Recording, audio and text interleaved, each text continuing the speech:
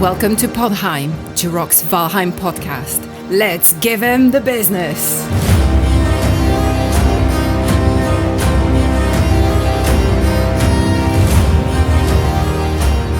Hey everybody, today is November 8th, 2022. I'm your host, Jiroc the Viking, and joining me today are my fellow Vikings, Gwen the Shield Maiden. Hello. We also have Shield Maiden, Morning Darkness. Hello. And we have Viking Vaste. Hello. A real boy. Yeah, better than that Digivaste we got to see every week. And we also have Bambi the Shield Maiden. Hey there. And we also have an interview with Versaugh, which we're going to go to right now. This video is sponsored by G-Portal. They host all of my servers, and I have to say they are pretty awesome. You can save 10% with my link in the description. So today we're interviewing Versaugh. He's a content creator on YouTube, known for his amazing Valheim builds, among other things. And to start off with, Versaugh, can you tell me what part of the world you're from?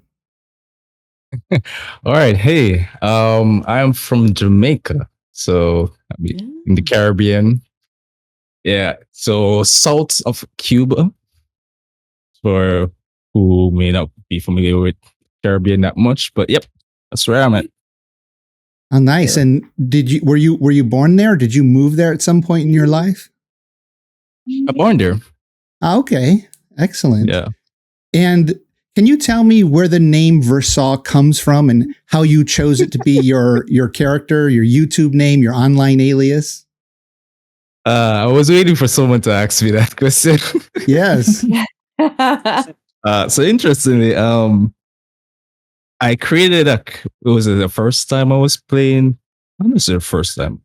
Around the time when World of Warcraft released their classic version, and I said I wanted to play the full game. And I was like thinking about this because I like warrior characters, so I was thinking of choosing that character, but I was thinking about a name that fits the style that I want to, the play style I wanted to adapt, where it is more versatile, where I'm a DPS, a tank, or, kind of rotating between that. So I had the word versatile in my mind. And then I said, all right, so I'll take the verse and then added the last part of it and come up with Versaugh. So yeah. And then I kind of fell in love with the name after even stopped playing World of Warcraft. And I was thinking about, actually, originally the channel name was trying to remember, NGC Gaming. That was the first name before I changed it to Versaugh. Oh, and what did NGC stand for? It's my initial for my first, last, and middle. Oh, okay. Yeah. Nice. But when I searched on like YouTube, I saw that there was a couple of NGC names there. I was like, all right, I need something unique then. Yeah, So finding a that's unique name for YouTube or any kind of name in the game or online is really difficult, especially if you want the .com. Same thing for me when I was trying to figure out what to do. And it's one of the reasons I kept this name, because nobody has this name. It's just a made up name that I had. But have you found anybody else with the name Versaugh? Have you ever seen that name anywhere else? No, nowhere else. Nice. Well, here's another guy. Do you have Versaugh.com, or should I order it right now and sell it back to you for hundreds more? Wow. I'm just kidding. I don't have an official website, but yeah. Well, yeah, I'm sure that you'll get Versaugh.com before we release this on Friday, so people don't scramble to Google and get it and reserve it right away. Actually, Bambi might get it to have a fans of Versaugh page. I'm going to use it for blackmail.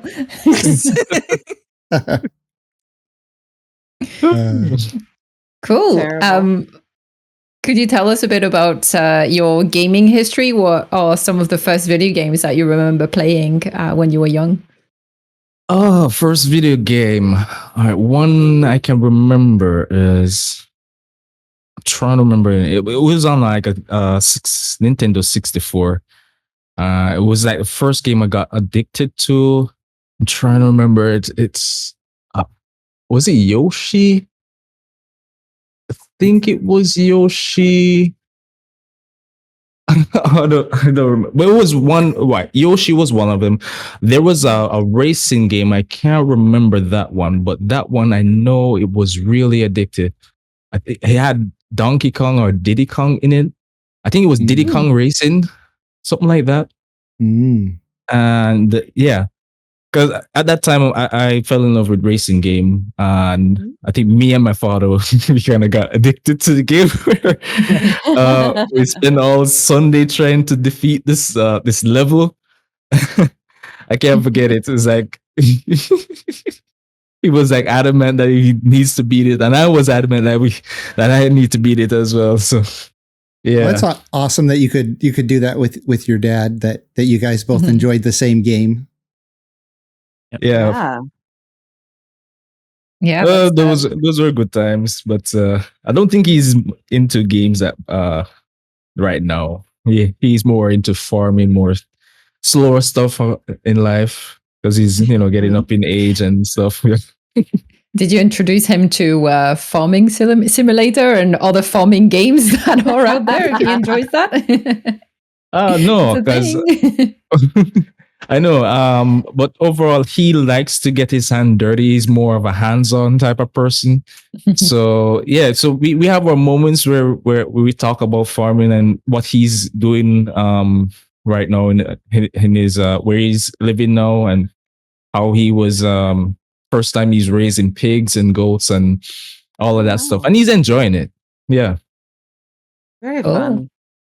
yeah. And so with some of your gaming history, so you went from racing to, I'm guessing you found other games before you discovered Valheim. What were some of your favorite games before Valheim? Before Valheim, all right. So the game that I was always playing was Minecraft. I think it was that's like online. Minecraft was the game that I've always played, played, quit, played, quit, back and forth. So, I did the same thing, Versaugh. I would play it for months and months and realize, I'm spending like 8 or 10 hours a day. I need to do something else with my life. Stop and then come back and stop and come back. yeah. I used to have those moments where my wife was saying that you spend a lot of time playing games. I was like, no. When she's telling me that, when she's kind of pointing out the hours, it's like, I'm really playing a lot of games. All right, maybe I should take a break. Yeah, I took long breaks where I didn't play any games just because of that. Like I feel like, well, there's projects I want to do in real life, things I want to do. I just need to stop. It's like all or nothing, right? Yeah. That's why even around the time when I was playing WoW, I had to like stop completely because it was pretty much demanding. It felt like I was not really having fun, but it started to feel like work, especially when you're doing raids and stuff. Yeah. And it was it was take the WoW was too addicted. So yeah, I just had to put it down. Yeah, it's fair. And so Minecraft is another big building. Well, it's a survival game, but like building is now the kind of main aspect that people know Minecraft for. Is that also why you're in your gameplay in Valheim? You're a builder. You love building, and you build amazing stuff. Is that also kind of stuff that you picked up from playing Minecraft before? Yeah, I can say that. And honestly, when I was little, the career that I wanted to go into was to be an architect. And yeah, I was doing working towards that in high school, but I shifted out from it and went to like computers because I felt had more passion for it. I mean, for drawing, the reason why I even went choose that path because my my family and friends that are around me, I was like, had this talent of drawing well because I do portrait drawing as a hobby. I haven't Mm. done it for a while, but but there was this point in time that I sold drawings where I draw detailed pictures of persons, and yeah, so I had this skill of drawing very well. So that it was like, yeah, that was the right path to take. But after doing it, I realized I didn't have the passion for it, and it started to feel kind of boring and stuff. It was fun at some point designing some houses and stuff, but I just kind of had to put it down and then just move to computer. And then it's just when Minecraft came around, it's like, oh, this is fun, and I can unload the creativity and have fun along the way. So you said you were drawing Versaugh. Did you draw? Was the subjects that you mostly drew architecture, or did you draw creatures, portraits, still lifes? So it was mostly. So I did portraits. I did I did creatures back in the day, and I also did some cartoon characters as well. Oh, But nice. but more detailed portraits of persons was like my thing. Okay. Me doubling other stuff, and yeah, that was it. So you must have drawn that really cool looking logo of yours then, right? No, actually, this Oh no. I got it from was I created on a site there. Yeah. Because the thing is that I wasn't even kind of creating something icon that looks that good. I didn't have much knowledge of editing or those photo editing software All and right. stuff. So yeah, so I kind of took the shorter route. with that. Oh, I do the same. There's so many great artists out there putting things in stock libraries that I can pull from that and then kind of mesh them all together in Photoshop Yeah. to create something. Cool. And so from Minecraft, how did you stumble upon Valheim? All right, so there was this point in time. I think this was I think the pandemic is what really started it off. Pandemic hit. I started to work from home. Funny enough, I was working and playing Minecraft at the same time.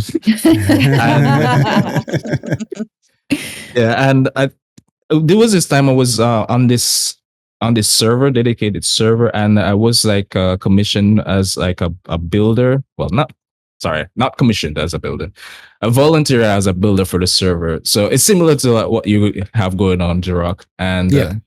and I just had that desire just to kind of push my building skills. I started to build some major builds. I don't think I can try doing it in Valheim because of instance and stuff. But during that time, it's like I was like searching for a game that was like similar to Minecraft, but have like a different feel to it, texture, visual wise. It's not too high def, but Yeah. kind of step out of the whole boxy thing, but have those awesome build mechanics to it. So at the time, I was still on the server doing my thing. I was having fun with persons, and I was digging down the internet, trying to find like something that would match what I'm visualizing in my mind. The first game I came across that kind of seemed interesting was Ark, Yeah. and I looked at that first also before Valheim. yeah, and I was like, I kind of look into it further, and at first I was about to install it, and then I kind of watch another video. I was like, nah, this is not it. The building aspect of it was not really capturing my interest, and I think it seems a bit limited. So it was like, which was it? I think maybe late February, going into March, like pretty late. Yep. There was this guy. I think it was ESO Danny.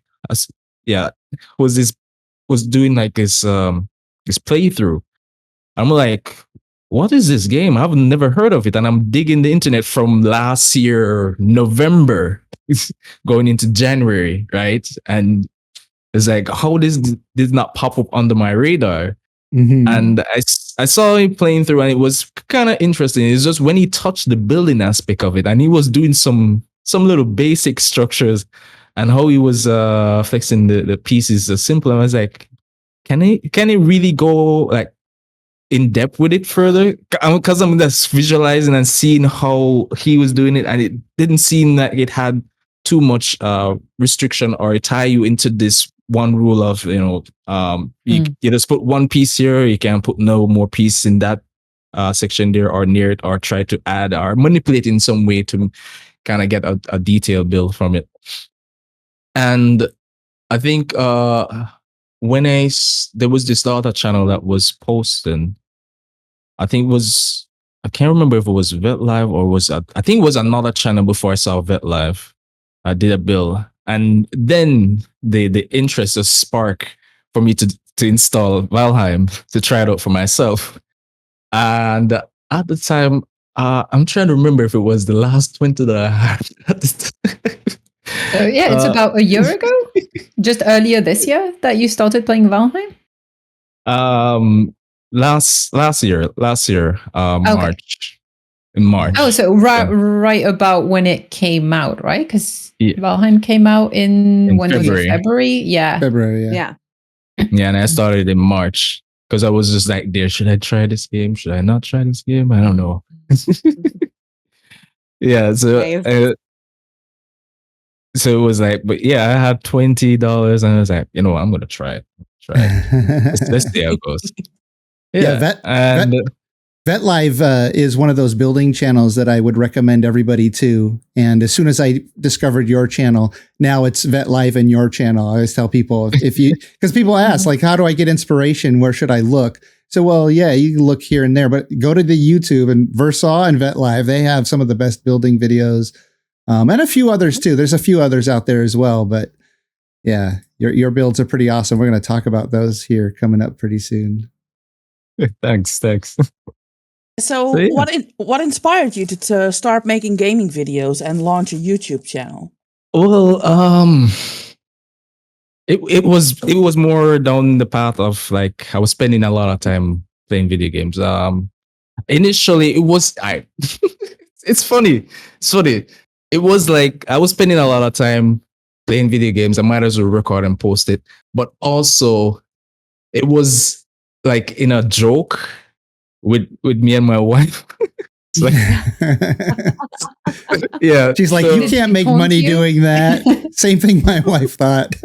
And then when the paychecks start coming in, she's like, hey, look, you're making money gaming. So it was a case where I think I think we were just talking about YouTube and all, and how she was like talking about some creators that she watched, like they do like vlogs and stuff, and she was like saying that their life just kind of changed and how they're being successful on YouTube. And I said, hey, maybe I should make a YouTube channel. So she was saying like, no, you're not funny enough. Or she said, I'm boring, so that's not gonna work for me. So, you don't have that crazy YouTube personality where you're, hey everybody, hey. That exactly. And I was like, you know what? I'm gonna make a YouTube channel just to prove her wrong. And who's laughing now? Huh? So interestingly, it was like, I started posting. Honestly, I didn't know what I was doing. Editing wise, man, I was dumb to that. Photoshop, oh god, all of that was like, because I've never played around with Photoshop or video editing. I was maybe some other tech stuff, but yeah, not in that area. And it was like a pretty long process of learning and teaching myself all of that. And just doing little by little. And I at first, although I'm a person that I'm reserved, so I tend to personally, if you're around me, I'm mostly quiet. I'm not really the life of the party. I'm not the one that would start a conversation. I'm more of a listener, and I will maybe add here and there, and then I'll just go back into the shadows. That's basically me. So it was like starting a channel. I was like, oh, do I really want to start a channel? I don't think that is me, but I do like building, and I want to share what I can do. All right. And the first set of videos were I wasn't talking, so it was like, all right, I can go ahead and do that. Throw some music in the background. Yeah. People watch me build stuff. Yeah, we work with that. Yep. It works. I think we're all though. It familiar with that. Yeah. I have to So say, when you did your first video where you were talking, I was like, "Oh, this is so great!" yeah, I think there was a video I did first. At first, I talk a bit, and I said to myself, I didn't like to hear myself talking. For some reason, I cringe at hearing myself talking. Everyone does. Yeah, and it's like, no. Yeah, Let's I just stick to music. I actually saw that video, of course. You were talking like, I'm very shy and not sure why I'm doing this. And yeah, it's so funny. Yeah. So and then from there is like, after doing kind of get it the flow of it, there was this one point though. I was gonna give up on YouTube. I was gonna call it quits. I think it was. I'm not sure if it was a fourth video. It was before I dropped the video that I called Tavern, and I think I was just saying that maybe this is not for me, because I guess my expectation was maybe too high, or maybe I'm not, good enough. Well, with my bills. Oh god! Since you brought that up, I have it as a question coming up here, but I'll bring it up right now, real quick. So if you're looking on my Discord stream, you'll see I've got your channel up, and your very first video, 2 videos here are Minecraft videos. Yeah, and they don't have a lot of views, so that was probably a little discouraging, because I know when I release videos too early on and they didn't get any hits, it's a little discouraging. Honestly, those Minecraft videos were, for me, like a hot mess. I mean,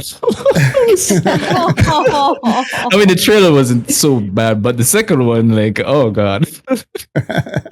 And I just want to take a quick break from the show to share with you one of my sponsors, the Grimfrost, an amazing company that sells really, really cool Viking products. They have over 1,000 different modern and historical Viking products. If you're interested, you should check them out. I have a link in the description, or you can go to my website, jiroctheviking.com/Grimfrost. Now back to the show. And one person commented like content question mark. I know. Yeah. The comments on YouTube can sometimes not be very nice. Yeah, they can stink a bit. I kept those 2 videos for just to kind of look back, just in case if the channel gets big, and I can say, look where I'm coming from. Yeah, exactly. But honestly, I was about to delete them, and I was like, nah. Yeah, I went through that same debate trying to see which videos I should delete off my channel, and I did delete some because they were not really relevant, but I did leave some of the earlier gaming, and I did a couple of other games too. But on this one right here, 7 window designs, I see you've got 4.8 or 4,800 views. Did it start getting quite a few views in the first couple of days that you released it, or did it take quite a while? It took quite a while. I think the high when it was released, and like maybe 2 weeks, it like maybe touched like maybe 900 or 1,000. Oh, that's pretty good though for a brand new channel. Yeah, and then it kind of slowed down completely, and I didn't know what to do at that point. I think at that point, my what I was processing was looking at person builds and trying to add some little things that persons could improve on. But I think I was holding myself back because I initially didn't want to put out any build tutorials because it seemed like a daunting task just to do this long recording and trying to make some sense out of it. The person can follow Yeah. it and recreate it for them on their side. So yeah, that was it. Well, then you released a couple more videos, and then all of a sudden you get to this one that you mentioned called The Tavern. And this is only a few videos in from Valheim. So 1, 2, 3, 4, 5, 6. So your sixth video, you hit 81,000 views as of today. And that had to inspire you quite a bit. You say, maybe this YouTube thing is worth pursuing, huh? Yeah. So I think what was happening? I was playing on like a community server, and I think the last video was that the 7 awesome Windows design. So I did a follow up, like a part 2, because I saw that the first one started picking up, and it was starting to get a lot of views. So I was like, maybe there's a thing going on for this kind of topic. So I recreated a part 2, and then yeah, from there I was playing on a community server, and I was trying to have fun with the game. At the time I didn't even pass beats like the elder, so I was like pretty early in the game. And I think what was happening, I was playing with a few friends, but they were kind of leaving Valheim, and I didn't know what I was going to do next with the channel. It was at this point where I think the last person I was playing with, he was there the whole early parts of creating videos, and he kind of started taking a break, and I just kind of started feel demotivated, and then I kind of had doubts with the channel. And I think at the time I had like I think it was 50 or 60 subscribers, and I was gonna quit, and then I said, you know what, for those 60 persons, let me just do a decent build, and then I'll just hop off. And So then that was the tavern? then it was Tavern. Oh, wow. And honestly, Tavern had the passion or love for Tavern was not there, really and truly. Oh, wow. I had no. If you look at the video is even in 48p or something. Oh, you didn't even upload it in HD. Yeah, so there was a lot of blunder with that video. I actually built that one. You built that one? Yeah. Yeah, there's a and little preview. so it's like I dropped it, I left it, and it was like, right, so that is it. I maybe just, and I think I hop on that dedicated server and try to play a little bit, and maybe hop off, and then it's like maybe 2 weeks or so that the videos start to pop off, and it was like, I was like, hold up, what's going on here? So so it was like that video really reignite that interest for the channel. And then so the other bills follow along after that. Well, it's amazing too to see a video that's so long gets so many hits, because usually the ones that are really successful are shorter videos, but this one is over an hour long and it has 81,000 views. So kudos with that one. I wanted to talk with you. So you sent me some images of some of your favorite builds, some stills. And can you just tell us a little bit about each one of these? So this is one of the first ones you sent me. For the people who are just listening, I'll try to describe it. It's like a little pathway with a fence leading up to a sort of a circular kind of building. And it looks like it might be a Grey Dwarf farm inside. Is that right? Yeah. So this build, so it's from my 100-day build series, and it was inspired by doing this. It was inspired by two of my persons that are in my community. Was telling me about this idea of how to kind of make it, a part of your base. And I don't think it mentioned about the fancy part, but it kind of gave me a breakdown on how it works. Because I was explaining to him how I was struggling to get stone and wood. I was like, it was telling me I should make one of this. Oh yeah, so you don't have to go chop the trees down and break the rocks, right? You just get it automatically. Yeah. Well, that's a great idea. I was going to say, it's a great idea to make it look like a beautiful structure in your town rather than just some, ugly mechanical device that has a job to do, right? Yeah. And it was, I think it was because of that idea why I even did that video too, to kind of take on the challenge to do that video. Oh, nice. And then this second image here that you've sent, this looks, wow, it's hard to describe. I mean, it's a house, obviously, kind of like a longhouse, but not really long, but with some beautiful angles and architecture in it. Can you tell us what inspired you for this one? For this one, all right, so same 100 Days series, but this was like the first one, and I wanted to have a starter house. What initially I wanted to create a longhouse, so yeah, and I started to make the frame, and then I did the front, and I realized it was not long enough to even call it a longhouse. So it was like I kind of settled down to call it like a Viking theme house, starter house. That's a pretty amazing starter house, by the way. Yeah. Jeez, that's like my late game House of Dreams. It's a funny like failed project of what the initial vision for it, which just ended up down the road to become this. Yeah. And then let's look at the next one here. So this next one is another house, but a much fancier house. It's sort of a upgraded version of that starter house, but you've got a lot of the what do they call it? The black tar roof pieces, and a lot of the black wood, flowers, flower garden in front. Can you tell us how you ended up with this design?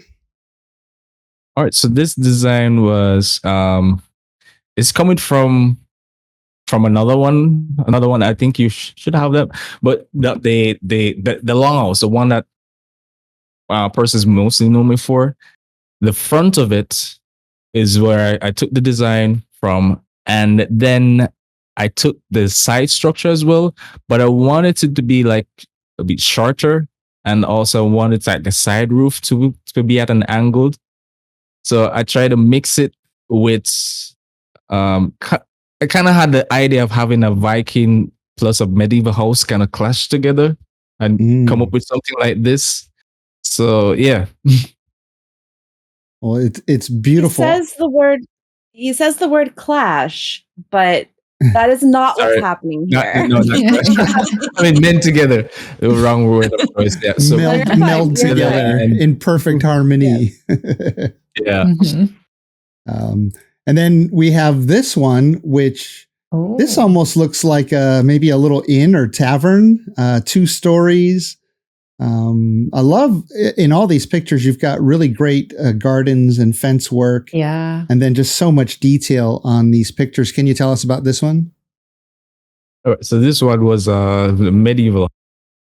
And this was how I came up with the idea. Funny enough, it was a starter house I did. Starter house, he says. Yeah. This wasn't a starter house, but I did a starter house. The video was like a Nob versus Pro series. So it was like creating a Nob version of my build and try to create like a Pro version of that build. And so this is how I came up with it. This is the Pro version. Yeah. It looks withered because I used a mod to kind of. Oh, I was going to ask. Yeah. Yeah, I like the wood. It looks abandoned and stuff. Yeah. I was going to ask about those roof tiles because is that a texture or some sort of mod with new build pieces or texture mod? No, it's actually the same dark wood. but that's Okay. that's when it's damaged badly. Really? That's what it looks- Oh gosh, Seriously? yeah. I'm gonna So damage What? every every dark single I had thing there no is when idea. it's damaged badly. That's how it would look. So yeah, I saw the rest of the pieces, the normal wood beams when they're been damaged by rain and stuff, they do look a bit more green like on the picture, but I had no idea that the tar roof pieces looked like this when damaged. That's awesome. Yeah. I thought it was a mod. Yeah. Well, yeah, it looks like you tried to make this kind of a more old and worn building. You've got the Yeah. what are these? The Abomination trophies. The abomination trophies. Yeah. They kind of look like vines climbing up. Yeah. Like old. Yeah, that wooden was the vines. idea. Yeah, it's a great look. Let's see, what that's other one do we Pretty cool. here? So this kind of looks like a little gatehouse leading into a city or something. Can you tell us about this one? Yeah, so this is a gate that leads to the village I made in a 100-day series. It was the gate I'm really proud of because I've never done detailed gates before. So yeah, so this was one where I started off with like the middle piece and I thought it was good to go, and then I kind of added 2 columns to the side to kind of finish it off because it felt like it was incomplete initially. Yeah, that's a lot of Very cool cool. detail for an entry gate. And then let's see what else we got here. So we have this looks like a little house. So this is a tavern actually. Oh, tavern. Okay. Yeah, I think it's gonna be my favorite tavern just because of the staircase using the 1 Yes. meter. Yeah. Yeah, I just love that staircase. It flow and bends into the tavern. So yeah, Oh, I see. Mhm. Yeah, so that's not the stair pieces. You're using the 1 by 1 and tiles. stacking them, right? And twisting it up Mm. to lead inside. yeah, It looks Yeah. so good. Yeah, that's a I great like how look. you're using, I like the detail of the item stands on the sides of the wall to add that extra detail, like halfway point under the torches there. And it looks like it's carrying on into the building, yeah, like adding a trim to the walls. yeah. I love that too. That was I think I think it was during this I'm trying to remember if it was during this I came up with the idea of adding. No, it wasn't it. It was something else. But yeah, I kind of fell in love with that detail with wrapping it around the columns. Mm. I think what I visualized when I was doing it was some of the inspiration would come from because playing WoW and some of those medieval builds I saw, it was trying to visualize that into Valheim. So I think that's where it may have come from, because that's the only game I mostly played, and I've inspired a couple of those medieval builds I've done. Yeah. And then our final picture here is this beautiful. Now, this kind of looks like a longhouse. It's longer Mhm. and has this beautiful entryway here. Can you tell us about this one? All right, so this one was I was never really feeling this build when I completed it. I liked the front. It was interesting. It was when at the time I was building, I had like a friend that was a subscriber. That's how we met, because he subscribed to his channel, and he kind of joined me to building, and we kind of had fun building. And this is where the columns initially came from, the idea. And I created the columns, and he was going crazy about the columns. I was like, what? It's just columns, man. I was like, no, these columns, man, these columns are awesome. I was like, they're fine. It's like, so You're talking about the round wooden columns here in this yeah, on the the side of the round door. columns. Yeah. Do you want to hear a funny thing? Versaugh. I learned this column trick from Bambi, and I'm pretty sure Bambi learned it from you. So I have no word goes idea. around. Whole stream is now thinking, oh, that's where she got her ideas from. Well, I tell you, Versaugh, I've done a lot of tours around my server and looked at players' builds. And at some point on the server's life, these round columns just started appearing everywhere. Now it makes sense. You did a video on it and everybody saw it. That's pretty awesome. But yeah. Yeah, I think at the time, what was it? I think it was that time I was like thinking about doing Viking builds because I was just like into medieval, but I said maybe I just dabble into Viking build type builds, and this was like the first attempt on a build. Yeah, that's beautiful. That's so much detail. Mm-hmm. Very cool. Well, Bambi, you got some more questions for Versaugh? Yeah, you mentioned ESO and FetLife. Are there any other content creators out who inspired you as a content creator? The rest would be like on Minecraft. One is like Blue Nerd. I think that's the name. I don't know if we might have changed it. A Blue Nerd, and I think there was another guy named Mythical Sausage. So I the name. Yeah, interesting name, right? Blue Nerd was like the main person that really inspired me because I've kind of learned a few techniques, and I think it was this castle building he did was how I discovered his channel, and then I started following him with his medieval structures, and so I got some inspiration from him and Mythical Sausage. Oh, awesome. Yeah. Well, we all know I got a lot of inspiration from you, but where do you get your inspiration from for your build projects in Valheim? Do you reference to images on Google, or do you watch other builders' videos?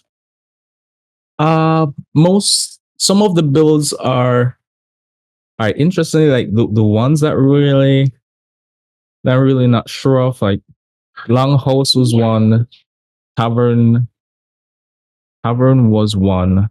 These are builds like I kind of made up in my head. I maybe look at some little concept art, but what I would normally do too is that I would see something that is interesting in that concept art, like this one design, and I would just like hop on Valheim. Was like, can I recreate that design, or can I create something that is close to it and get like a build out of it? And so that's how I would get some inspiration for doing some of the builds, or try to create something out of my head. That Longhouse definitely was not from. I just had this traditional Longhouse. It was just trying to take that out of that normal triangle shape and try to merge it with like a medieval kind of style, and it just kind of gave birth to that. Yeah. Nice. Yeah, amazing. And then, so we know that you're mostly a builder, but do you find yourself playing the game a lot too? No. Back then, I was most of the time I was just building, trying to figure out Valheim, how it worked, because trying to understand the whole integrity system was a pretty hard learning curve for me, because coming from not Raven, I was saying Raven, coming from Minecraft, because you just place things and you just go along, but you'd have to have in mind the whole structure and all of that stuff. And it was just trying to figure out this piece. All right, when I learned this piece, then I continued to trying to figure out another piece of how trying to understand the whole build structure. And then when I got a clear idea of it, I think that's when I said, like, I maybe it's time for me to kind of play the game fully. Because I kind of held back because I didn't want to play through the game and just be like, all right, I ended the game and that's it. Right. Okay. Yeah. Very cool. What is your favorite build piece? Favorite build piece. So let me break this up. Before Hearthstone Heart and Home, it was stone. Stone was my favorite build piece. After Heart and Home, it becomes pretty hard to decide because the Darkwood piece, I fell in love with it, especially with the roof, Yeah. the dark roof pieces. Yeah. Okay. And what's your favorite build trick? Because I see you do the stool as windows a lot of the Yeah. time, but like, what's your favorite trick? Our favorite trick. All right, cool. Wait, could you just hold for a bit? Have something urgent to pop up. Sure. Okay. No worries. All right, sorry about that. So yeah, me here, a little friend nearby, little baby V. Well, yeah, a favorite build trick. All right, so first, I think your first one was the stool because I initially used that a lot. Before Heart and Home came in, that was like my favorite. Right now, I would say the columns because I use that so much. Oh, the Okay. round columns. Yeah. Yeah, that is a beautiful trick. I've seen people do all kinds of things with it now. Round, like tables and platforms and bigger columns and small columns, but all round with that trick. Yeah. So do you find yourself only doing content creation now, or do you have to supplement with other work as well? Just content creation only. Well, that's awesome. Yeah. Yeah. Yeah, I remember when we were both very small channels, and I used to envy you for your videos because they were totally different than the kinds of videos that I made, which was awesome. So I got inspiration from your videos, and I thought, well, I'm not going to do any building on my channel. I can't build like that. I'm just going to do goofy skits and how-tos and things like that. But that's awesome. That's interesting because I would look at your channel as like, man, he's doing these skits and they're so entertaining. I need to do some of that. We got to stick with what we're good at, I guess. Yeah. Yeah. Well, it was really nice knowing what your story so far, but we should go back to the game. This is Viking after all. So I have to ask, what are some of your favorite features about Valheim? I know building is number one. But take that out, the exploration aspect of it. I like that. Because you have like really beautiful landscape.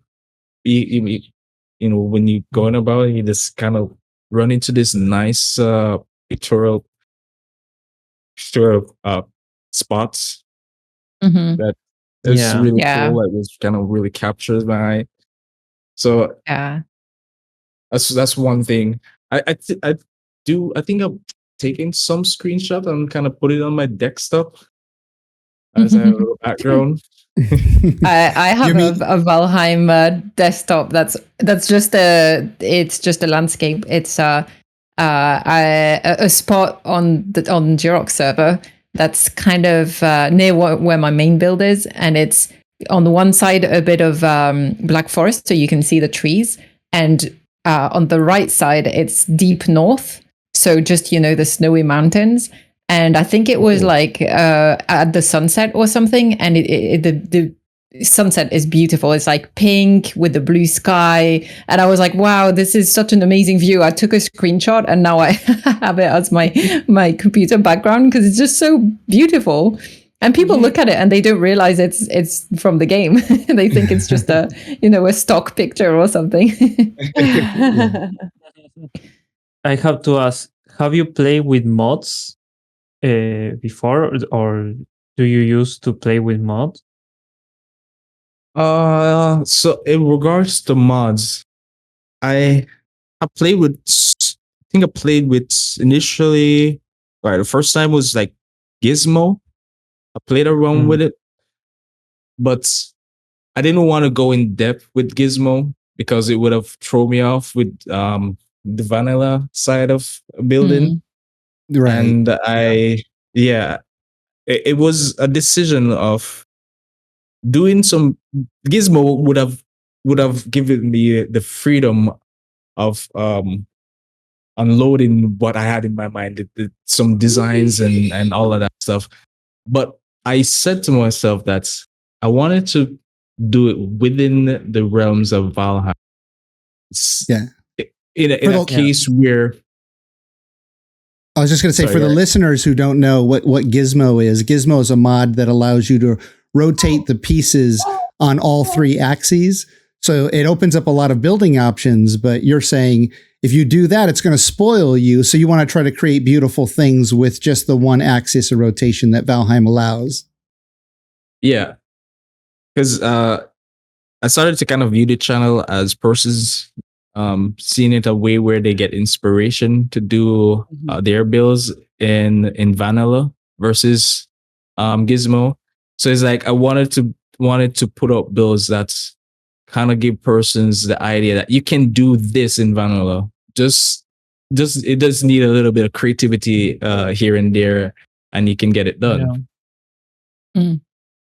I like that. I agree with that mentality because I feel like the more restrictions you have, the more creative you have to get around those restrictions.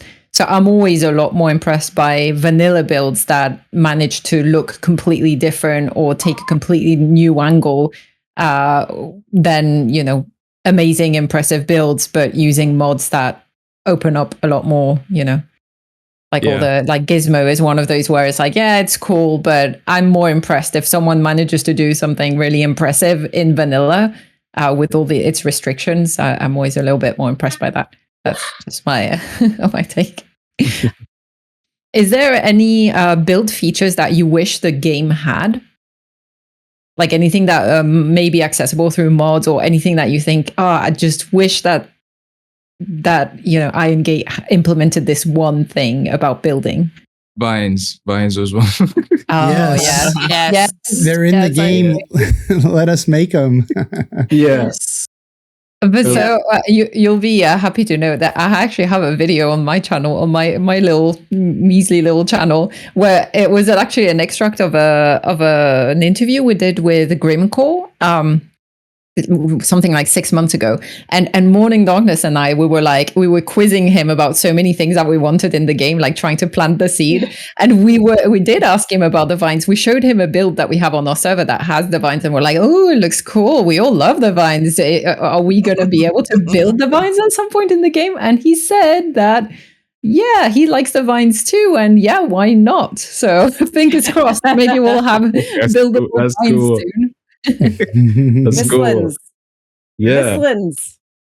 Yes. Yeah. Maybe it's a special seed that we need to collect in the Mistlands that we can plant to grow vines. That would be really cool. Oh, that would be Yes. amazing. Yeah, that would So- definitely be cool.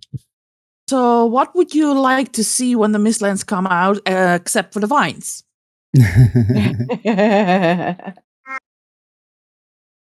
Like something that we're unable to build with, but is within the game, the code of the game.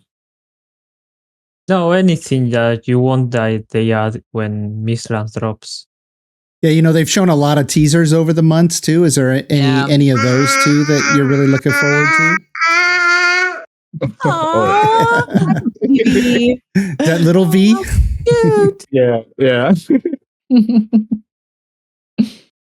So, like a couple of things that I'm really looking forward to is the marbles, but the angled marbles specifically, because I have had build ideas where I wanted like an angled stone or of that sort, and it's just that wasn't really possible. But seeing those, I'm really looking forward to do builds with that.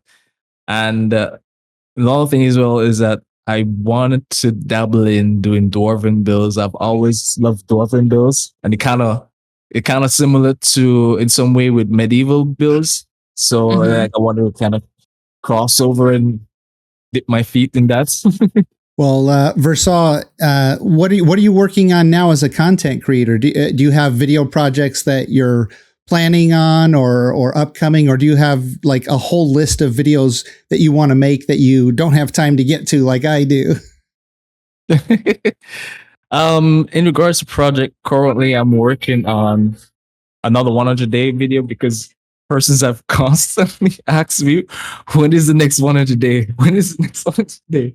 Yeah. So Yeah. that's the next one. I've kind of held back by putting out too many builds right now because I wanted to see what Mistlands have to offer, and I wanted to kind of give my brain a little break and not work it. Yeah. Because at times when I kind of pump out builds, it's like I kind of feel drained. It's like my brain get foggy and it's like I can't come up with anything.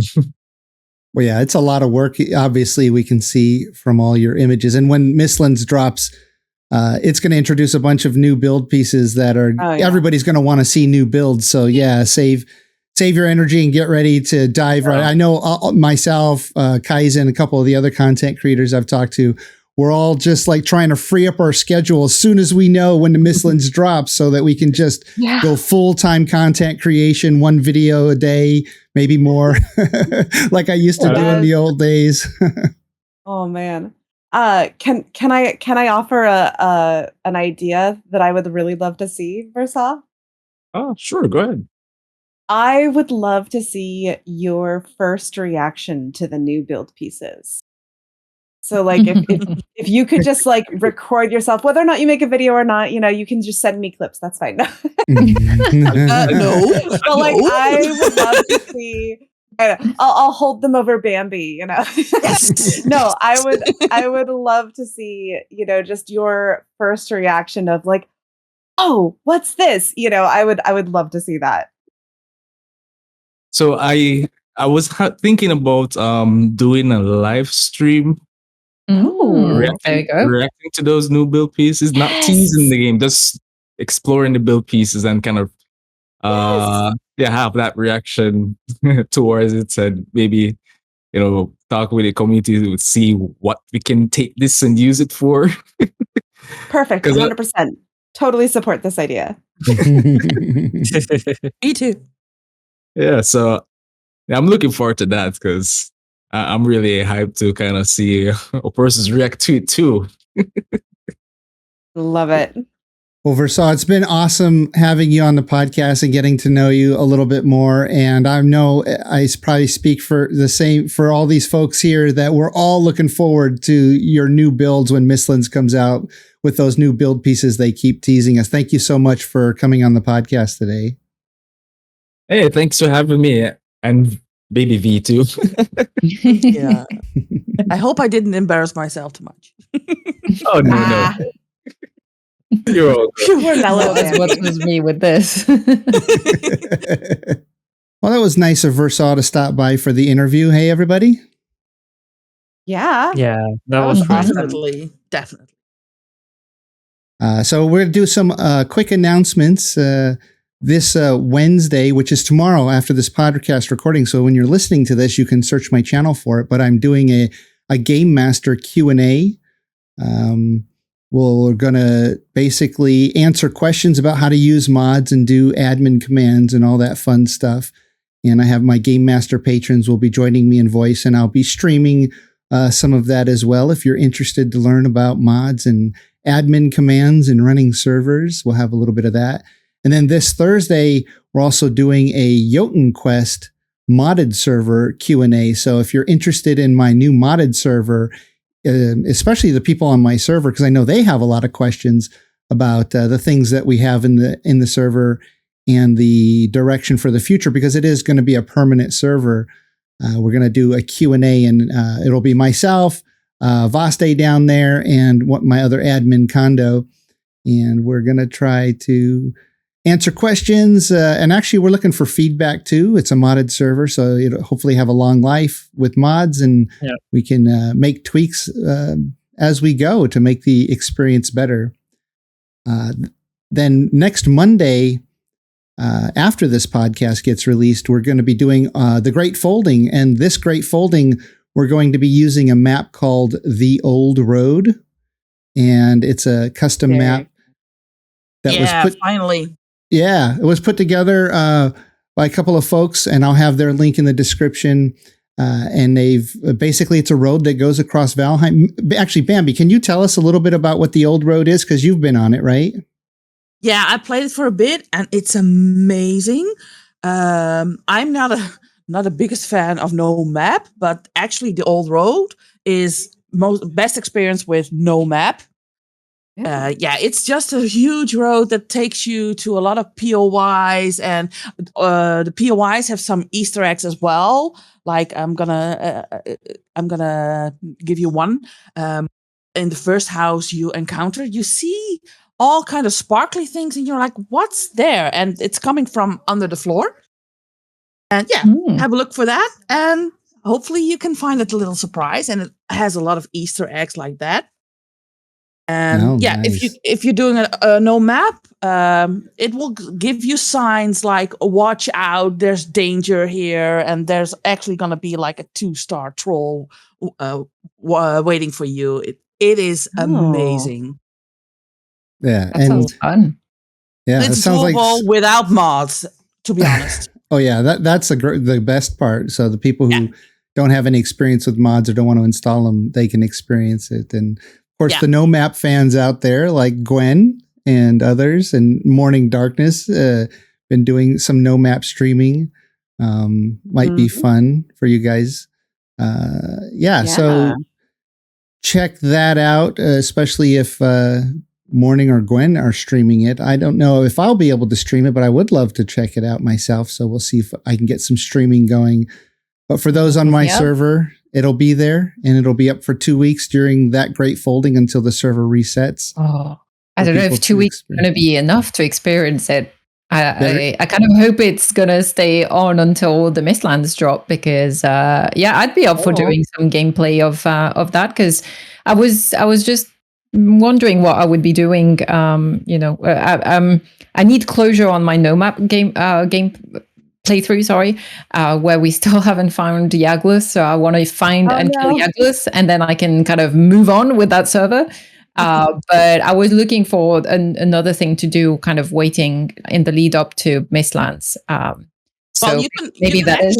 You can actually install this old roadmap on your own Valheim play. It doesn't have to be like a huge server thing to do. So I would recommend to do that and stream it. It's amazing. It really is amazing.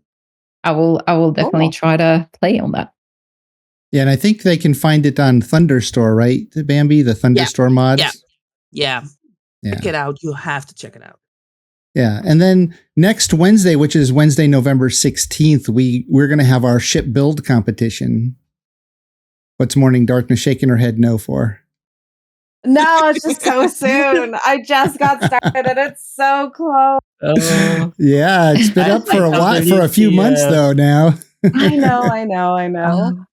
I have the list here. The ship is done from last year, so.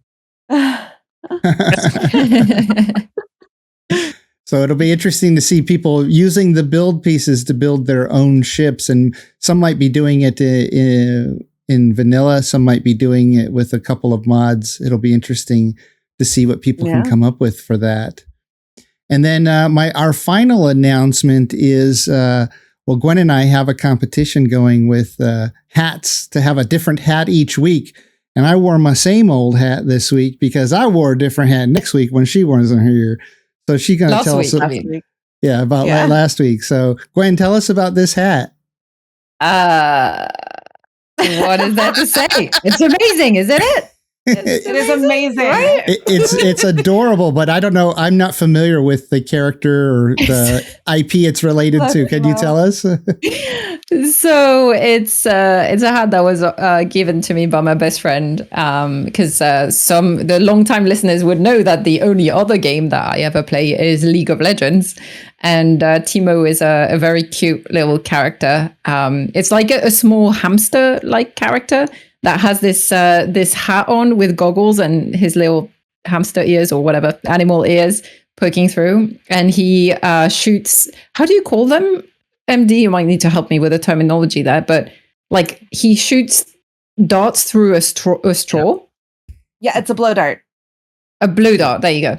And that's his main thing, and he poisons everyone, and he can like hide as well. He's a very cute character. It's not my main character, to be honest, but it is a fun character to play with. And I don't know, I think she went to a Comic-Con or something and she found this hat and she was like, oh, it's League of Legends. I'm going to get that for Gwen. And yeah, so I've got this hat. And what happened is that last week I wasn't on camera. And this week I completely forgot about the hat thing.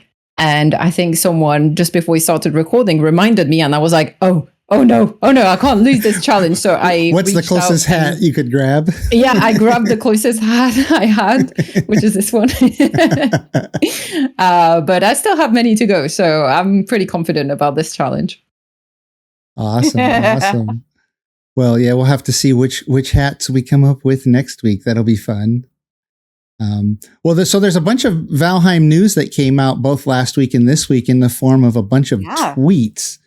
And I can pull those tweets up right now. Let's see. There you go. And sometimes you have to sit down and admire that Valheim view. And Gwen, do you want to describe this image to everyone?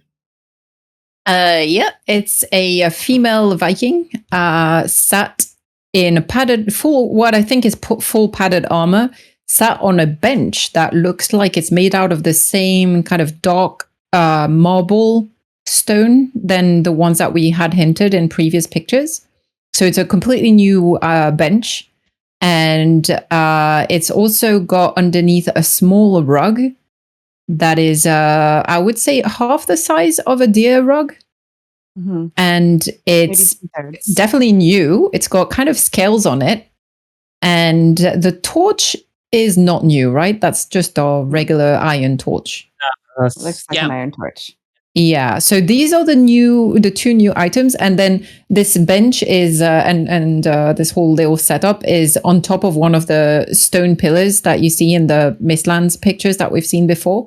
So it looks like those big stone pillars have a flat top, and it's on one of those stone pillars. And in the background, you see some of the new Mistlands trees and some more kind of cliffs and rocks in the background, and a beautiful sunrise or sunset.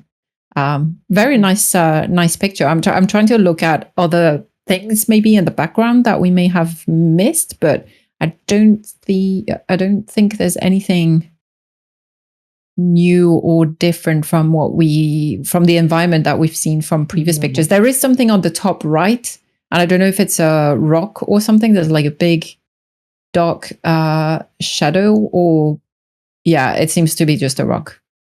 Mm-hmm. Well, yeah, I thought this peak in the background, this triangular peak, was really interesting. But could be a dungeon entrance, maybe. Yeah. You know how like the frost caves kind of stick out a little bit, look a little bit different from the normal mountain environment. It could be an entrance to a dungeon. Will make sense with one of the teasers or the sketch they showed early of the dungeon, of the entrance of the dungeons. It will make sense, like have like that kind of pyramidal shape. Maybe.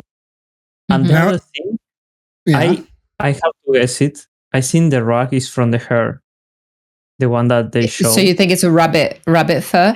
I think it looks more like tick rug. That's tick what rug. I saw it, the color and stuff. I was like, oh my god, is that going to be a tick rug? That's disgusting. No.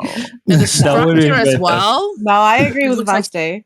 Now the tick's going to be a backpack. The tick's going to be riding on your back as a backpack. Gosh. Right. That's awful. But I mean, a rabbit makes sense because it's the same. It's the size, like it's the proportions are fine for a rabbit. But the thing is, those rabbits looked much bigger. I thought they would be giant hares or giant rabbits. But also, why is it all scaly? That's what I don't get. Like when you look at the texture, it looks like it's reptile scales. Yeah. the rabbits they showed they were like scary and black fur, so that Yeah. matched Really? perfectly with the rock. So yeah, Oh, okay. that's like a scaly look that is kind of weird, like an armored rabbit or something like Oh, that. like an armadillo? Armored. A little bit, yeah. Yeah, Ah, kinda, okay. kinda a mix of both. Yeah. Hmm. Yeah, Interesting. the original concept art of the rabbit was kind of like a scaly rabbit. Hmm. Let's see. I think I have the picture right here. Oh, I see. I Exactly see that, it. yeah. Yeah. So That's weird. we zoom That's in. not fluffy and cute. It matched their form. I think that's a rabbit carpet, which means some good Mhm. rabbit stew. So first we need to kill Bambis. Now we need to kill Thumpers. Where is Yeah. this game going? And I don't know if you Conspiracy Bambi. Yeah. if you guys followed this post on Twitter, one of our community members named Dipstick, his comment to this, I was just sitting there and I started laughing and my wife looked at me. She said, "What are you laughing at?" And I said, "Just this post," because he said, "Bus stops confirmed in Valheim." Yes. Oh my Because gosh, I just started saw that. I laughing laughed. to myself. That was a great comment. And then the other news item was Grimcore released a picture or two pictures of the wall of fog that lead into the Mistlands. And he says, "Entering is easy, getting out alive, well, I will leave that up to you." And so he posted this picture here. I mean, look at that giant this is wall of fog. scary. And this, imagine this is daytime and you see this scary wall of fog. Imagine it's nighttime and you got to go through that fog. It's even scarier. And then this other shot is just going into it here. Now it's kind of like a blood red color. Pretty scary looking. So it really is the entrance to the biome will be that kind of wall of fog? Yeah. Looks And like. he Seems released a video. He says, "I'm gonna go for a walk," and it's a video of that fog right here. Let's take a look at it.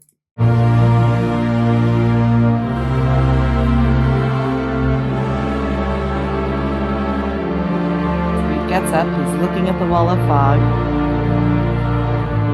His panning shot. And very determinedly, it fades out as he walks towards it. Hmm. Yeah, and so we could see a glimmer of the rocks at some point, like just here you can see through the fog a slight. I think that's like a cliff, one of those rock formations that looks like it's reflecting the light from the sun. Yeah, like it's more, like it's wet, right? Yeah. Did you notice that animation when he gets up as well, where he's got the two hands on the floor? Yeah, that bit. I don't remember seeing that before. Yeah, apparently it's a new animation that they mentioned. Yeah. Play it again. There's an animation for standing up, but it's not that one.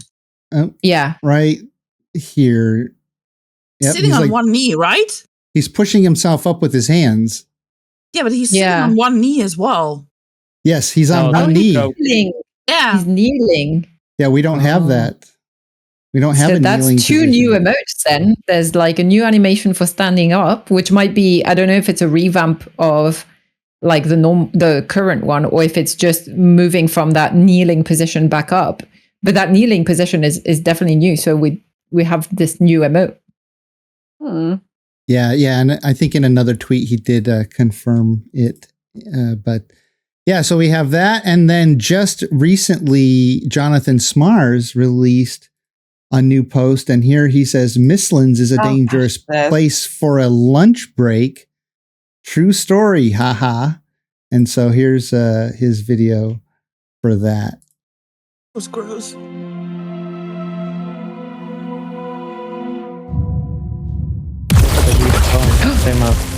Yep. Wait, what happened? Okay, so let's try to describe it for people who can't see. Yeah. So there's a character sat at a table, and we'll have to examine the table and the foods on it. I don't think there's anything new, but it looks like the foods that we saw.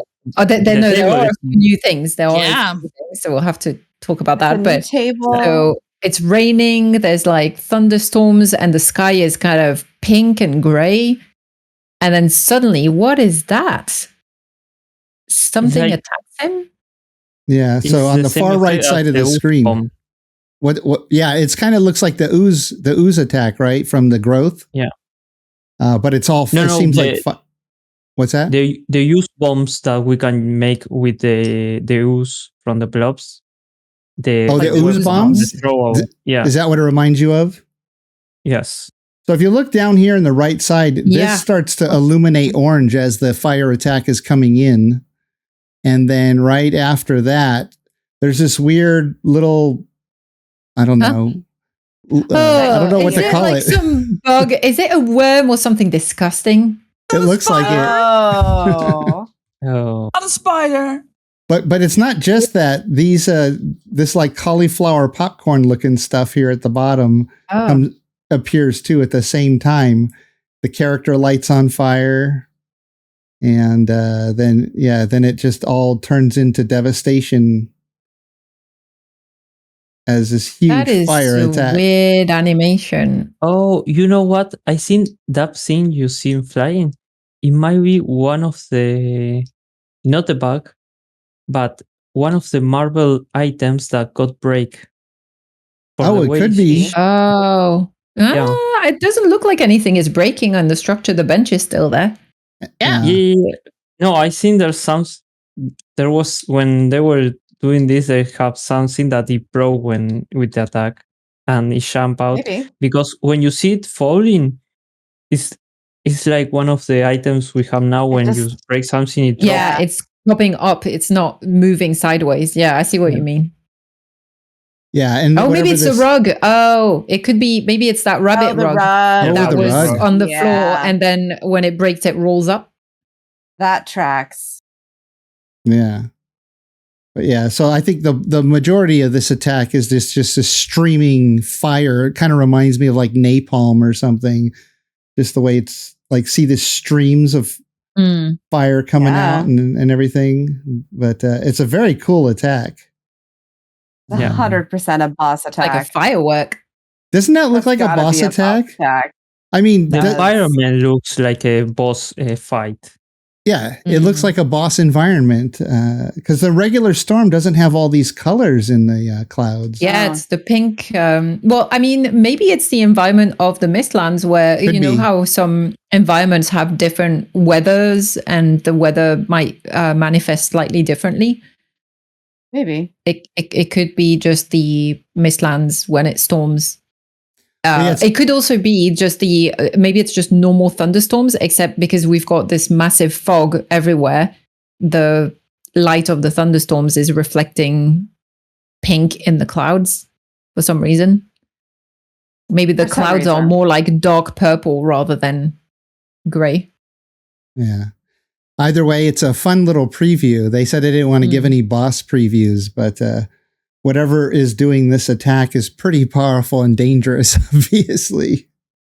Let's hope it's a boss. Oh, gosh. And not a mob. Not Thumper. Yeah. Should we? Can we have a look at the beginning just to see what's on the table? Because I'm pretty sure there's some items that are new. So there's the The first thing you at can least see 3. is the rabbit leg. yes. I the was looking meat. at that. There's like a new meat item. You think it's a rabbit leg, Basti? Yeah, I think so. Yes, Makes sense. It's a rabbit. Looks like a the basket rabbit full meat. of Yeah, eggs or something. hmm Yeah. And the other two food items I see on the table, that bowl with the jelly looking thing on the right, that we've seen before. And the other one that looks like a salad with onion rings in it, that we've seen before. What's the little orange puffs of thing in the background? I don't remember seeing that. Is that new berries or something? it might Yeah. be one of the mushrooms. There are colorful mushrooms. Oh, yeah. You're right. in It some could of be. these. Could be. With rabbit meat, makes sense. A rabbit, one of the rabbit meat plates with some of the berries or flowers or mushroom from the Mistlands, Yeah. Hmm. or the tick. I'm not Yeah. eating that. You get to eat the tick. The color Tick match. meat. The color match with a tick drop. No, No, no, it doesn't. You are incorrect. I don't want anything to do with those ticks. Thanks very much. So of course I did videos on these images, and these videos that I just showed, and of course the new bench and new rug that we just showed earlier. So those were the videos that I released over the last week. And what about you, Morning? What have you been doing over there on Twitch? Well, so Gwen, you said you're looking for closure. I've been mining gear and gearing up for 8 people to fight Yagaluth on Wednesday. Yay. Do you want to join us? Wednesday is tomorrow. Yes. What time is it? Is it going to be like 1 a.m. my time? Because I'll be sleeping. It starts at midnight your time. Yeah, I can't. School night. I would love to, but yeah. I know. And the fight will have happened by the time the podcast is released. And I'm going to be giving out real life prizes for people who are able to guess how much of the map we're actually able to explore. So we've been tapping the cartography table, but I've got the read part of it covered up. So we've only been recording to the cartography table. So when everything's said and done, I'm gonna break down the bricks, and I'm gonna reveal the map, and we're gonna have some prize giveaways. And then I finally cooked one of my 10 recipes that I made for the charity stream that I did last month. Ooh. I cooked Valheim inspired onion soup. Nice. In my dinky old fashioned kitchen. And so I did 2 versions. I did my version that I normally make, and I did a much more traditional, like what you would consider Valheim onion soup to be like, and I just used water. And they were both so good. Nice. So yeah, even cooking onion soup in just water was actually really quite good. I mean, I sauteed, anyway, I'm not going to go into all of it, but I did highlight that. And then last night I did the rogue run, where it's basically a permadeath run, but if I die, ditch everything except my character, and I go into the new world with only my skills that I have gained so far. I'm still alive. We're on world 3. Yay. And I was able to get a copper node cut out in spite of every single possible crash and thing going wrong. I was having weird echoes. OBS updated and it messed with my settings.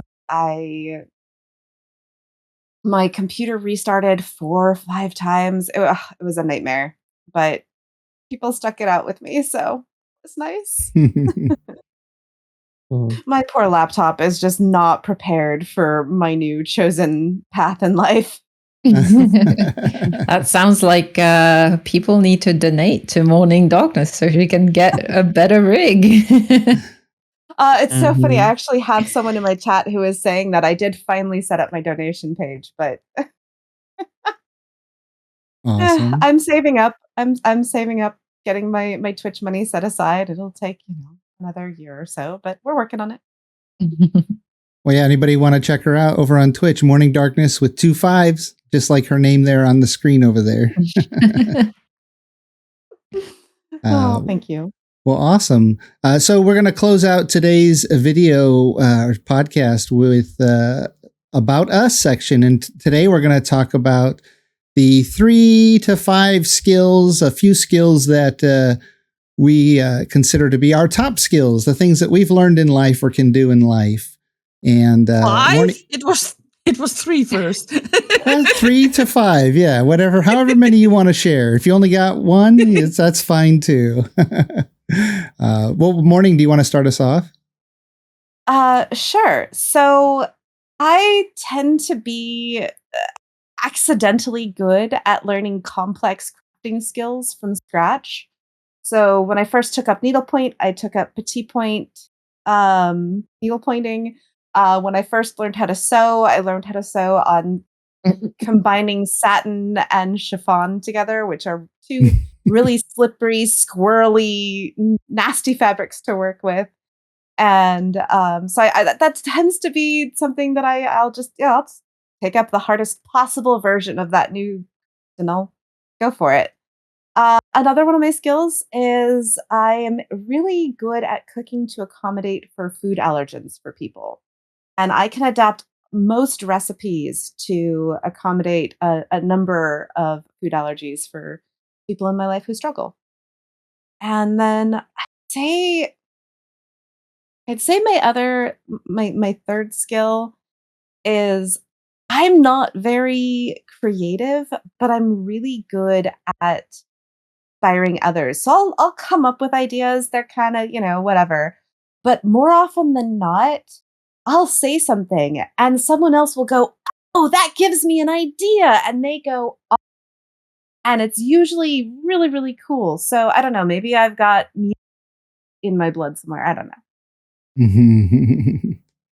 Well, yeah, obviously people can see you're super fun to talk to. And that, when you just get talking with somebody like that, it's going to inspire all kinds of great ideas. But well, thank you for sharing those. That's awesome. Bambi, how about you? Do you have some skills that you've want to share with everyone? Well, my greatest passion is acting. I really love to do that. Crafting, of course. I want to do a lot of crafting. I love that. Well, and everybody knows I like decorating in game, but I actually like doing that in real life. And people always tell me I'm good at that in real life as well. So cool. But people actually come to me when like I'm a teacher now, and if they want their classroom be different, they always tell me, will you have a look with me, and how can we do this but make it cozy and not too classy, so stuff like that.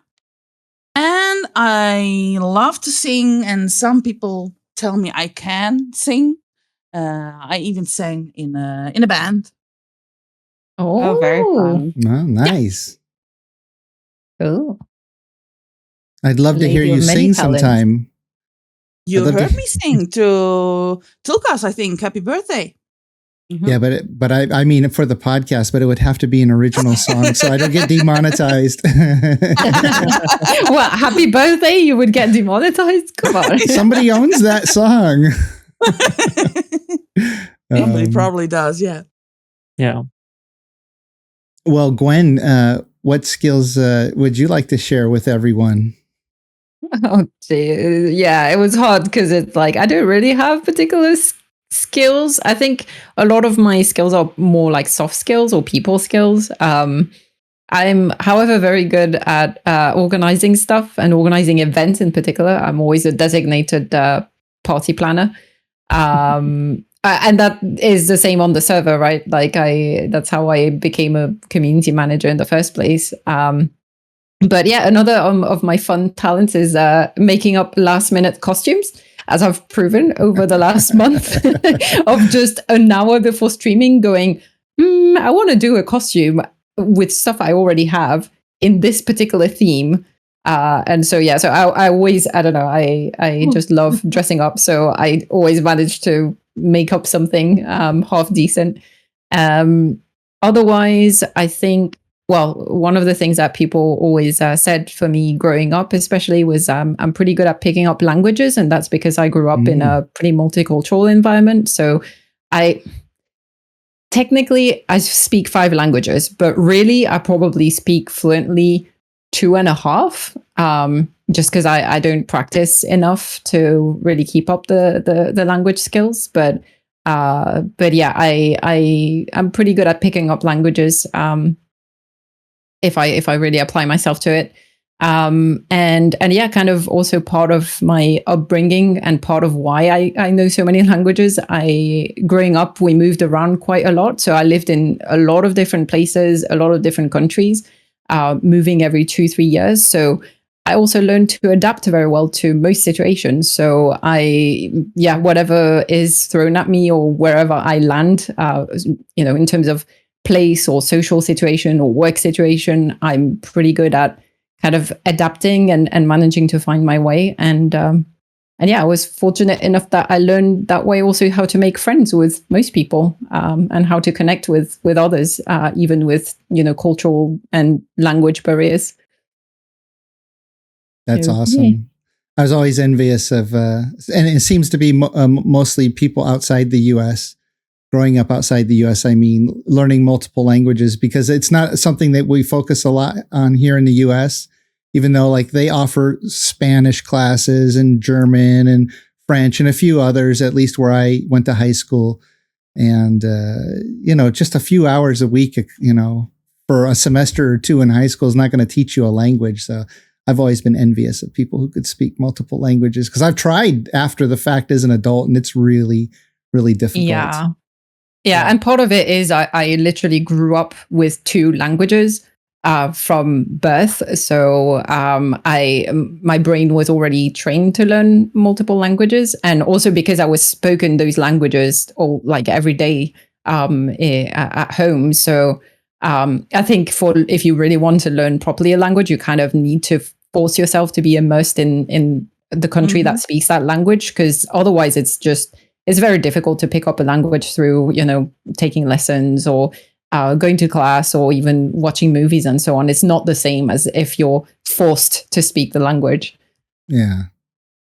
Yeah, for other countries, it's like a cultural thing. For example, here it's like you need to learn English if you want to get a better work or something like that. So it became something like you need this skill, you need to have it. Yeah. Well, what about you, Vaste? Then obviously one of your skills is multiple languages too, because you speak English very well. And do you speak other languages too, Vaste? I mean, besides your native language. Yeah, my native language is Spanish. I'm trying to pick up Japanese. I had a try into Korean, but none of them ended up really going good or that well. My skills are more on the hard science, the math, all that stuff, chemistry, physics, the logic, all that stuff. I've started studying engineering, so it's add up and helped me a lot to like the reasoning and the logic it helped me a lot when I got the gaps on that, and now I'm a software developer, so it's even more helpful. Well, that explains why you're so good at helping me with the admin stuff on the servers, because you go through a lot of detail there that a lot of other people haven't been able to figure out yet. Yeah. Yeah. I've been having problems helping with the people connecting, because I go like 50 times faster, and it's like, nope, they stay in the step 1, I in step 100. This is not gonna work. Yeah, you know what to do, but trying to explain that to them and keep them at your pace is difficult sometimes. Yeah.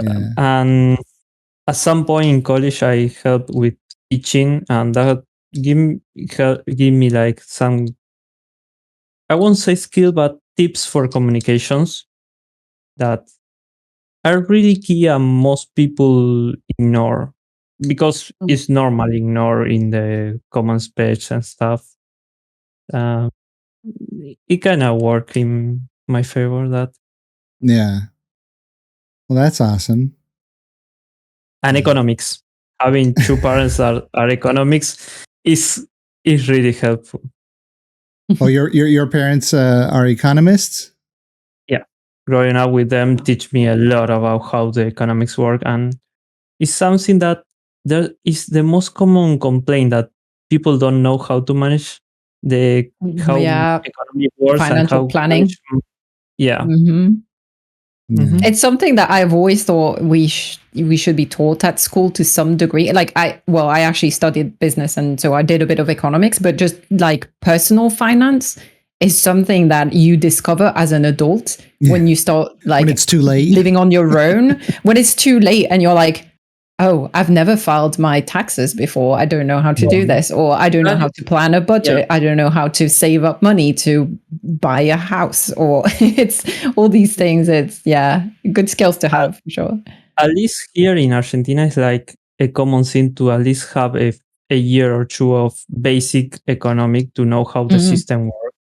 They don't teach taxes and how to save, but the basic of how the system works, and that gives a good starting point. Is might not be the best for the day-to-day life, but it's a good starting point to try to start to think about it.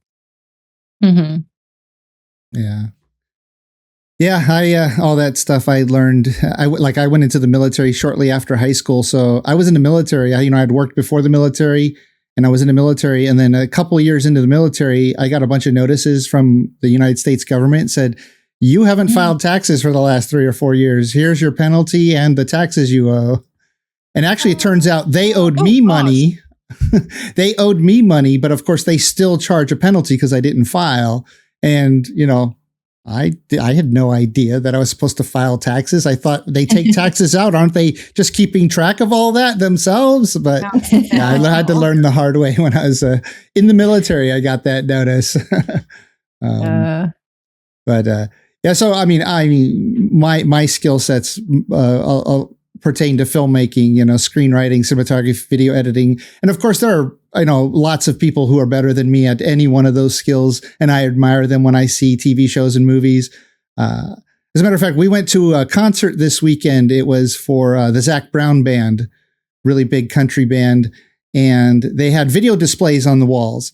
So while we're listening to this really great music, they're doing video cutaways to the audience and to the band members. And it was the worst video I've ever seen at a concert. Like, they just did not know what they were doing. They had terrible angles. No. Whoever was on the switchboard cutting back and forth, it was so distracting. I went into filmmaker mode, and I was thinking I would have done that differently. No, the camera should be moved over there. Stop at cutting to that. And then I turned to my wife and I started to tell, and I said, "Oh, never mind. I don't want to ruin the concert for you too." But so I was real nitpicky there. But yeah, so whenever I'm watching something, if I don't notice how amazing it is, it's amazing because I'm just caught up in the story. But if I start to nitpick the things that are going on, then there's probably problems with the story. And so those are my skill sets. Don't watch a movie or TV show with me because I'll ruin it for you, telling you how bad it is, especially if it does have problems. But I mean, besides filmmaking, I think I mentioned on other podcasts, I've been playing table tennis or ping pong, as some people call it here in the U.S., since I was about 10 or 11, and have even coached the sport now. Never played professionally, never got that good, but good enough to where I could teach it pretty well. And I'm trying to learn golf now, and none of the skill sets transfer. I'm terrible at golf. I'm absolutely terrible, but I have fun trying to learn. So, all right. Well, what's that? Learning? No, having fun even though you think you're terrible. Oh, that's how I roll. That's how I live my life, MD. Well, it's the company, right? It's the company that makes it fun because, it's like socializing. And that's a skill, as some of you mentioned, that, being able to socialize. As a matter of fact, just a quick aside on that. Before I joined the military, I was one of the biggest introverts all through high school. All that. I wouldn't talk to anybody. I wouldn't ask anybody for directions. I'd just be lost. I would never have put myself in front of the camera like this. But once I was in the military, I did pretty well academically in the military. I was in a nuclear power program. But then they said, well, we need somebody to teach this to the ships because everybody has to come on. They have to do like a safety course and understand that nuclear power is safe and all this. And they said, well, you're pretty good at this area, so we're going to have you do that. And I said, but I have nothing to do with public speaking. What are you talking about? Right. So I go to my first thing and I'm standing there in an auditorium in front of 500 other naval personnel standing up at the podium going, reading my notes and being super. And then I did that for years. And then it beat it out of me, and now like my inhibitions are pretty much gone, and all thanks to the military. So yeah, sometimes you need to be forced out of your comfort zone. yeah, exactly. Well, I think that's going to do it for us this week. Thanks for joining me, everybody. Yeah, thanks for Thanks for having us. Thanks for having us. That's it for now. Have fun out there. Bye.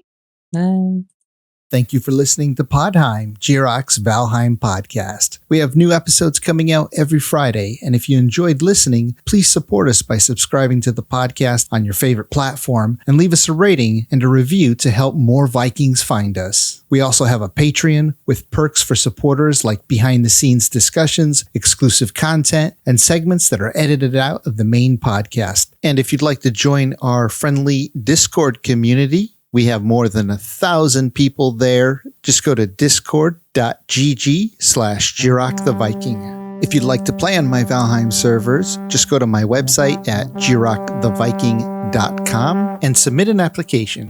I'd like to give a huge shout out to my supporters, some of them on Patreon, the YouTube membership, and the ones who help boost our Discord server. Your support means the world to me and inspires me to make more videos, as well as run a community Discord and multiple Valheim gaming servers. If you enjoy my videos and would like to support my work, join our friendly Discord community and Valheim servers. Links can be found in the description below. Skål!